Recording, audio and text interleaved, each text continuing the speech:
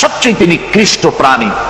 আল্লাহ রাব্বুল আলামিন বলেন, ইন্না শাররাদ দাওয়াবি ইনদাল্লাহিল্লাযীনা কাফারু ফাহুম লা ইউমিনুন।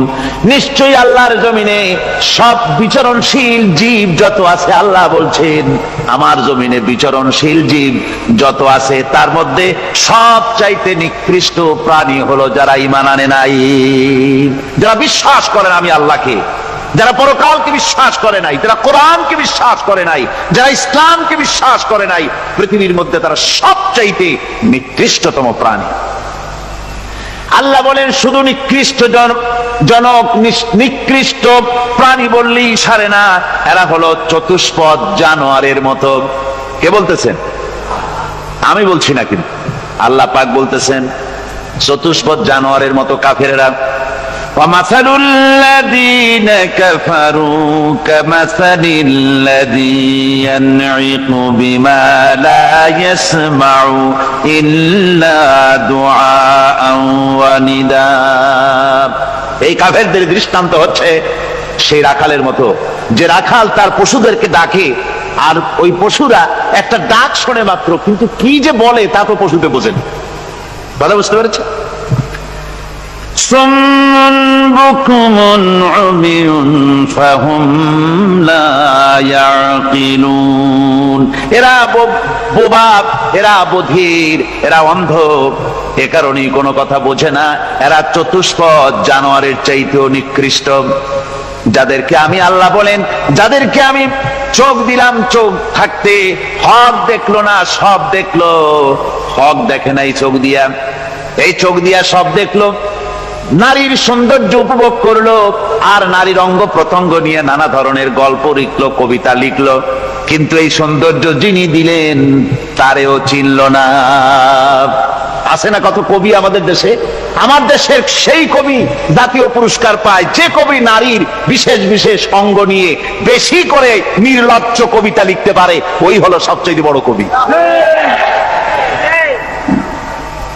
আমার বন্ধুগণ, একজন বুজুর্গ ব্যক্তি তিনি পথ দিয়ে যাচ্ছিলেন, তো সে পথে এক সুন্দরী যুবতী মেয়েকে দেখে সেই যুবতী মেয়ের দিকে এই বুজুর্গ ব্যক্তি এক নজরে তাকায় আছে।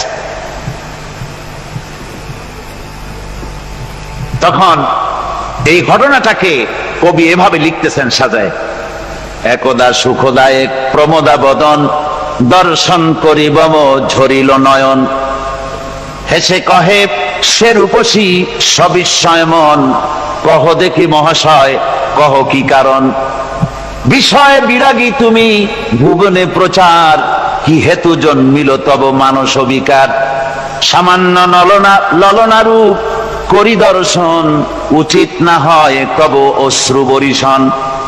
বুজুর্গ ব্যক্তি ওই মহিলার দিকে তাকিয়ে তাকিয়ে কাঁদতেছেন।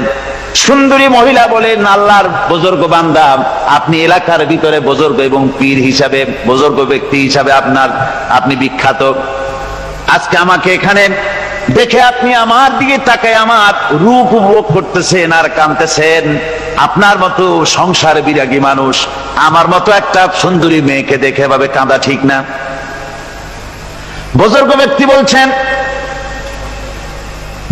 হেসে কহিলাম বালে করহ শ্রবণ, নেত্র ঝরে তবু হেতু ভেব না এমন, যে শিল্পী রচিল ওই সুধাংশু বদন, তাহার তরে ঝরে নেত্র নয়নে জীবন। আল্লাহর বান্দি, আমি তোমাকে দেখি কান্দি না, আমার চোখে পানি বেরিয়ে গেছে। তোমারে দেখে আমি মনে মনে ভাবলাম, এত সুন্দর করে যিনি মানুষ বানিয়েছেন না জানি ওই আল্লাহ রব্বুল আলামিন কত বড় সুন্দর। আমার ভাইরা, সুতরাং চোখ থাকতে ওরা আল্লাহ রাব্বুল আলামিনের কুদরত ওরা দেখে নাই, কান থাকতে কোরআনের আওয়াজ ওদের কানের মধ্যে ঢোকে নাই, বিবেক থাকতে আল্লাহর দ্বীনকে বুঝতে পারে নাই, চিন্তা করতে পারে নাই। আল্লাহ রাব্বুল আলামিন বলেন, উলাইকা কাল্লানাম, এরা হলো চতুষ্পদ জানোয়ার। বালহুম আদাল, শুধু জানোয়ার না, জানোয়ারের চাইতেও নিকৃষ্ট। এমনই জানোয়ার আল্লাহ বলেন শুধু জানোয়ার না, জানোয়ারের মতো শুধু খায় জনমের মতো। والذين كفروا يتمتعون ويأكلون كما تأكل الأنعام। এই কাফেরগুলির কাম শুধু ফুর্তি করা, গান বাজনা, নাটক, গল্প, এই সব কাজ তাদের। নামাজ নাই, রোজা নাই, আল্লাহর চিন্তা নাই, তাহাজ্জুদ নাই, পরহেজগারি নাই, শুধু গান আর নাচ। দেখেন না ফুর্তি। এই যে 1 জানুয়ারি রাত 12টার সময় আমার ঘুম ভেঙে গেল, এই যেখানে আমি ছিলাম, বিকট আওয়াজ। আমি মনে করলাম পাশের বাড়ি বুঝি ডাকাত পড়ছে। পরে বাড়িওয়ালা আমাকে বললেন যে ডাকাত না, বোধহয় এই নিউ ইয়ার সেলিব্রেট হচ্ছে, নতুন বৎসর উদযাপন হচ্ছে, বোমা দিয়ে শহরবাসীর আরামের ঘুম হারাম করে এগুলি করা হচ্ছে। এ তো গেল 1 জানুয়ারি। আর যখন আমাদের নিজেরটা যখন আসে, অর্থাৎ 1 বৈশাখ, তখন দেখছেন অবস্থা 1 বৈশাখে। এবছর আমাদের দেশে 1 বৈশাখে ঢাকায় যে দৃশ্য আমি টিভির মধ্যে দেখলাম, তাতে আমার মনে হয়নি যে 12 কোটি মুসলমানের দেশে রাজধানীতে এই দৃশ্য হচ্ছে। আমার মনে হচ্ছিল এটা